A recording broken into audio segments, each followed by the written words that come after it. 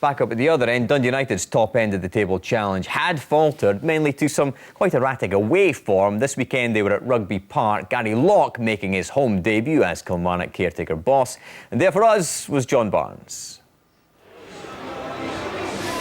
Caretaker manager Gary Locke makes one change to the Kilmarnock side for his first match in charge at home. Rory McKenzie is injured, so Chris Johnston comes in for his 10th league start of the season. With Jaroslav Foyut suspended, Paul Dixon makes his first start of his second spell with Dundee United following his move from Huddersfield, and Charlie Telford and John Rankin return to the centre of midfield.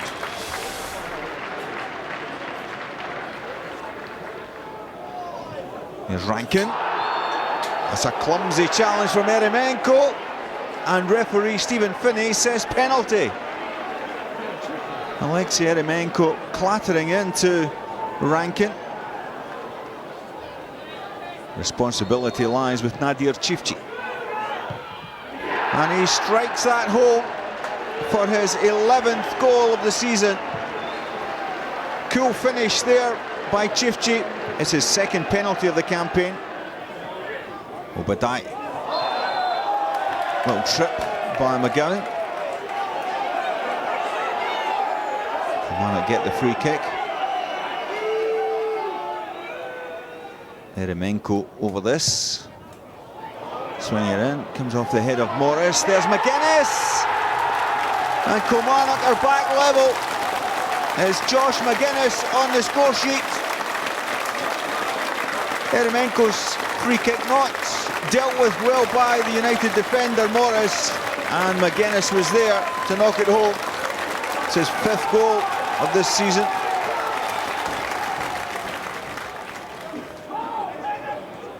Anya trying to turn away from Pascali. Erskine through towards Henry Anya. And the former Motherwell player gets his first goal for Dundee United. Erskine with the setup, and Anya finished. Samson couldn't get a strong hand on it to keep that one out.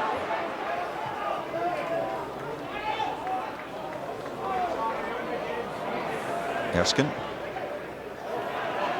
Here's Dow. Erskine continuing his run. He's blocked away by Pascali. The United players feel there was a hand used there.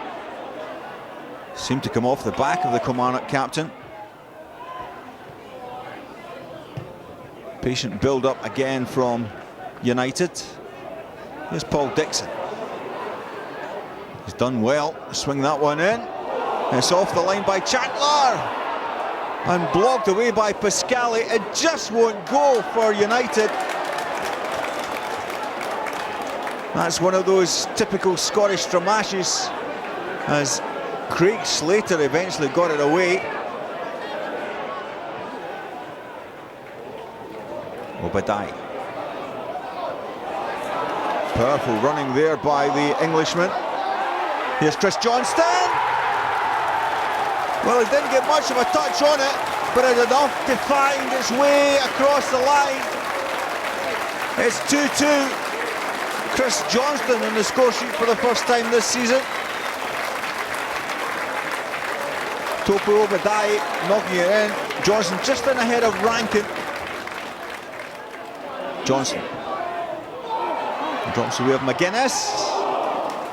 Took a little deflection off the United defenders. Josh Magennis anxious to get a second.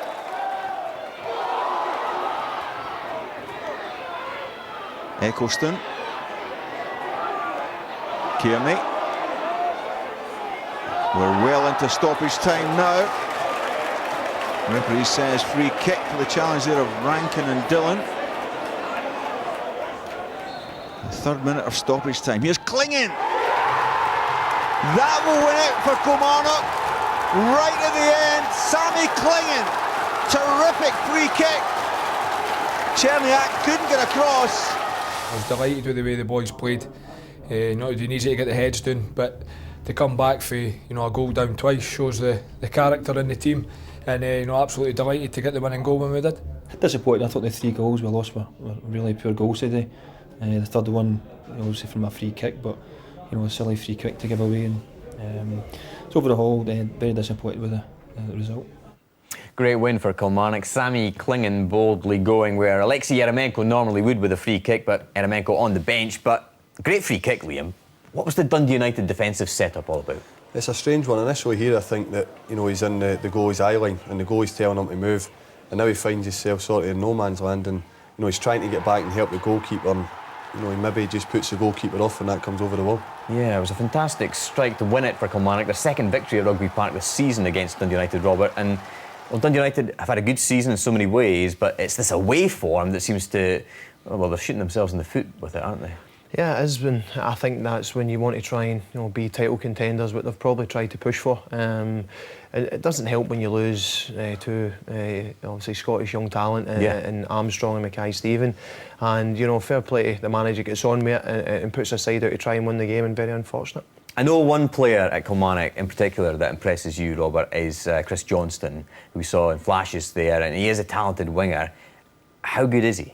Yeah, I think he came to the Scotland setup. He just get through in there in training, and the manager was really impressed. So he's mixed with you at Scotland international level. Yeah. They brought a batch of youngsters up to try and train, and it was like a game against the team we were going to start against, whoever we were playing that week. And he was impressive. That low sense of gravity getting by people, just no fear. And it was good to see. Absolutely. Gary Locke, Liam, for you, has he done enough so far? Well, he has done really well. A point away from home and then victory against Dundee United. Should that be the person that Kilmarnock are looking at in the long term? I think he showed at the end of last season as well what he'd done with Hearts, under great pressure there. He got them playing really well and finished the season strong. And he's went in there a clean sheet and a draw at Hamilton last week and continued that with a home win. And he's gave himself a great platform to get the job, and you can see the players are responding to him being in charge. Absolutely, going well so far. Now,